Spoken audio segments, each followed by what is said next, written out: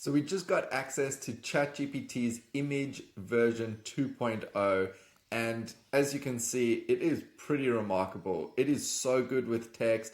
It is great with infographics, mockups, slides, product images, cartoons, scrapbooks, persons. Like it's amazing. It really is an upgrade on the previous model. It has surpassed Google's Nano Banana model, which has been, the leader in the space for many, many months now.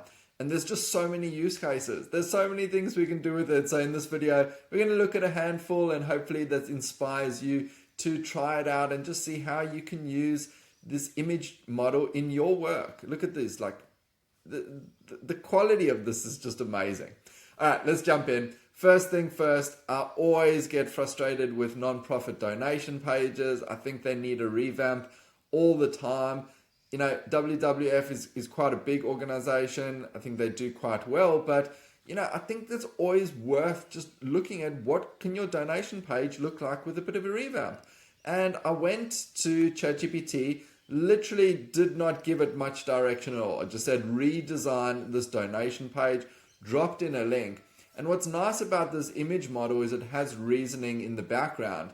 So it first went and actually got the content and the design of that web page of WWF Australia's donation page, and then it redesigned it for us. And you can actually see just how good it is. It's got the logo, we've got donate now, it's redone the donation form in something that just looks a bit more modern, these rounded edges.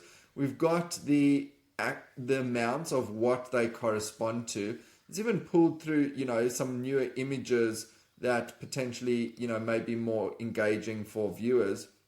Why your donation matters, proven impact. Obviously, some of this may be made up because we don't know exactly where it got the information from. But I think this is really good. I think this is a great start. I then have actually gone and asked it to give me 4 other mockups.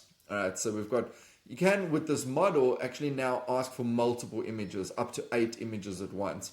So I asked it for 4 different mockups. So we've got a variation there.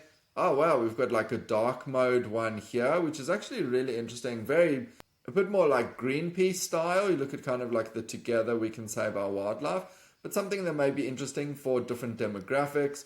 A little bit more nature. I quite like this. I think, we've got kind of these little illustrations and natural elements coming through it there, and a bit of a different one over there. So you can see, you can just ideate so many different versions and then pick the one that you like and go from there. We're very, very quickly able to get some ideas there. All right, next up, I just said I want to make a campaign to get kids to eat more carrots. So let's create a logo and a mock-up of the superhero carrot. So here we've got a bit of a logo. This could obviously do with some work, but putting this into Canva, you would have so much editing capabilities, and we'll be able to tweak this to be exactly what you want. And we've got a bit of a poster. Be strong, eat smart, be awesome. Carrots help you see better, grow strong, etc. And I say, great, now mock up these posters on billboards all around the world in famous locations. Let's create 6 variations.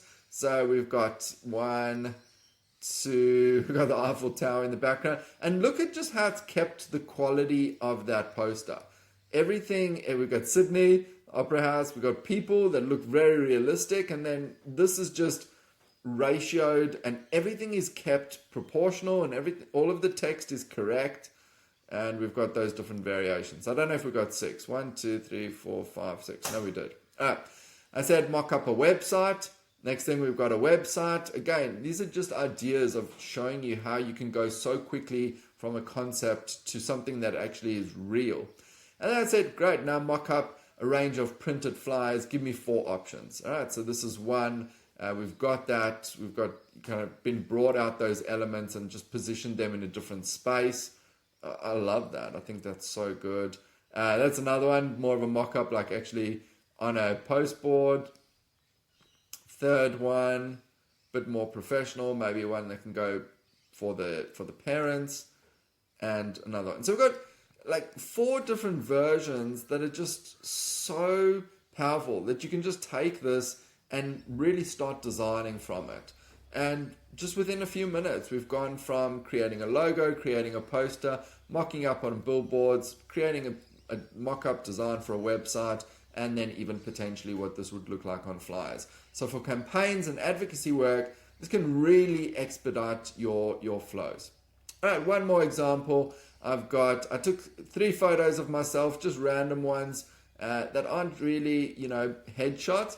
But when you actually first select the image model, you get a whole range of options. So you click on the plus, click on create image, and there's one called Studio Headshot. And it actually mocked up this prompt for me. So I didn't provide it with this prompt, it provided one. Transform this photo into a fashion studio portrait. And I thought this could be useful to have consistent headshots on your website for different team members. And we can see it actually chose a picture to apparently match my skin tones. We got something like this, which I think is pretty good. Like, considering I gave it a few different angles, I think that's a pretty good representation of me. I just said zoom out, give me 2 variations with a cream background, and it did that. And then I said, this one, it didn't follow the instructions 100%. I said, create 2 separate images and change the polo to a suit in one and a jumper in another. So we've got the suit, and then I just said, please change one to a jumper, and it did that. And interestingly enough, I just bought a jumper that looks like this the other day. So it's good to know that this will suit my skin tones. Really, the best thing you can do is actually just get into ChatGPT, click on create image, and just have a play around with all the different stylistic ways you can actually create content now.